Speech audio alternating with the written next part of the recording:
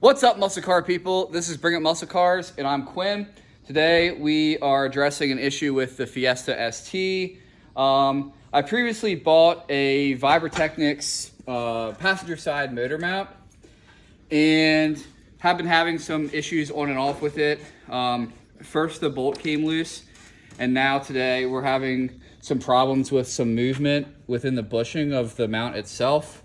I do not know if this is a result of that bolt coming loose and having too much movement on the mount that kind of blew it up, or if it was a separate issue. But ever since I did a track cross event down at Summit Point, I've been having problems with this. Under shifting, if I let the clutch out too fast or hard shift, you can feel the whole motor move the whole way up through the shifter. So we need to get it fixed before something bad happens.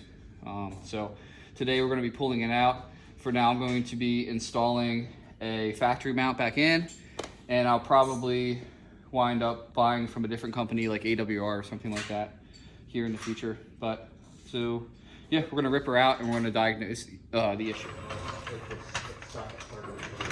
So whenever you're doing like a mount on a front, at least with a front wheel drive car, generally speaking, they have three of them, like a rear one, driver's side, passenger side. But what's going to happen is when you drop the mount, it's going to allow the engine to fall. So we're just going to put some light pressure on the bottom of the engine on the oil pan,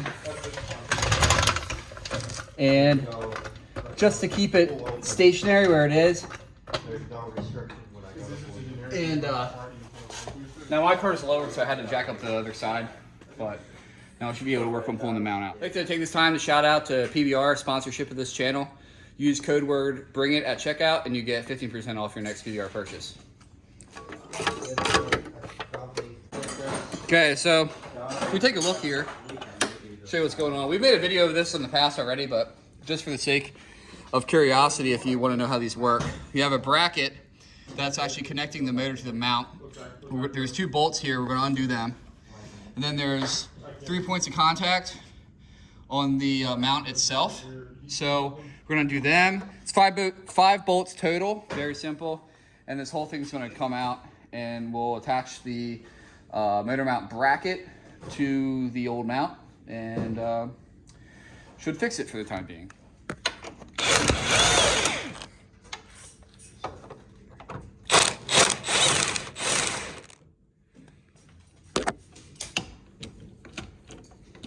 Like that technique.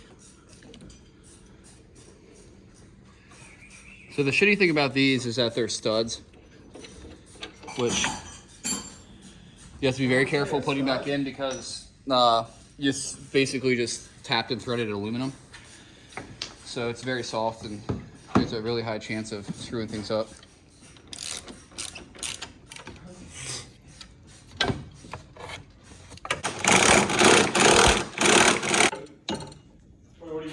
So there's our problem. The mount lost a bolt. What? Where'd it go? I don't know. It's gone. So as you guys can see, this mount, the whole assembly came other than this piece. So it's supposed to be bolted. Even this, look how loose that one is. That's just from driving around. They have a lock washer on the bottom, but apparently wasn't enough. So we're gonna try and see if we can find a bolt and save this thing. We can fix this, yeah, definitely. And his mount completely blew on the passenger side, and it allowed the motor to move so much that it completely ripped the exhaust manifold and turbo manifold, out of the back of the block. I mean, this could have been a serious problem. As we saw, this bolt was also loose as well. So it's kind of like rallycross. Had this thing disconnected, I mean, this would have been an extremely expensive repair. It probably would have trashed the motor, to be honest with you. So make sure you keep an eye on this stuff. Vibrotechnics, I understand, like, you have a lock washer on here, but there's no signs of any thread lock or anything like that that connects this bottom mount bracket to the actual bushing of the mount. So that's a serious issue. I mean, I'm even looking at the threads inside here, and there is absolutely no evidence of any type of thread lock. So that is definitely a problem with this product. This, like I said before, this could have been bad. So guys, just keep an eye out if you buy something like this. Okay. So guys, we found a perfect bolt. It's the same thread pitch and diameter and everything as the one that came with the kit. I'm gonna reuse this one, but they're all greased up and everything, so I'm gonna clean them off with some brake clean, and we're gonna load this up with some thread locker, red thread locker, and hopefully that should prevent this from happening again. This bolt that I found actually will be even better because the length of the bolt itself is longer, so it'll have better engagement on the threads, so more surface area for that red thread lock too. That's right. He's doing a good job. This bolt actually, by the way, guys, probably came from that car. Like this. So you did the same method that Ryan did it for his bell housing. What? Run half the bolts. Said yeet. I'm gonna try and bend that back too, because that's pretty messed up. Do you have a torch? Yeah. Huh? Torch is heated up. It'll... We have a hammer. Like I said, we're gonna load her up.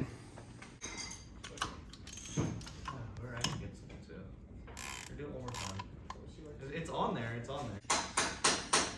So I got the bolts all tight and everything. We got thread locker on there. I really torqued them down the best I could.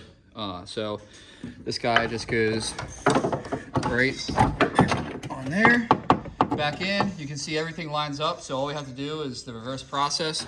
Throw your studs back in and the 3 bolts. And I'm going to thread lock the 3 bolts that connect the motor mount to the actual chassis, because like I said before, I've had these get loose. So we're gonna do that. And then we'll put our coolant tank back where it belongs, and that'll wrap this up.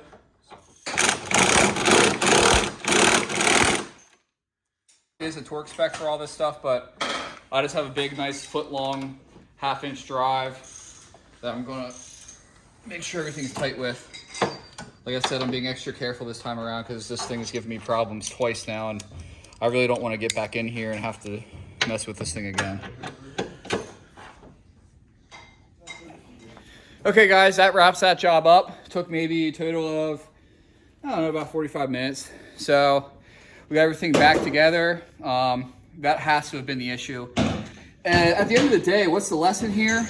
If you're having problems with your car, you're feeling something strange, don't put it off, because these types of things can escalate pretty quickly and cost you a lot of money. I'm really glad that I found this problem when I did, because as I said before, this probably could have become a lot more expensive and done a lot more damage to the vehicle. So if you ever think that there's something wrong going on, don't be afraid to ask a buddy, take it to a shop if you're not good with cars or working on them yourself, but just don't ignore it, okay? So that's the biggest takeaway of today. So I hope you guys like this video and that you learned something. There's a lesson to be learned here for sure. And make sure you hit subscribe. We always have new content coming. We want to make sure that you're informed when we have new videos coming up. Smash the notification bell. And as always, if you have a fast car, you better bring it. Thanks for watching.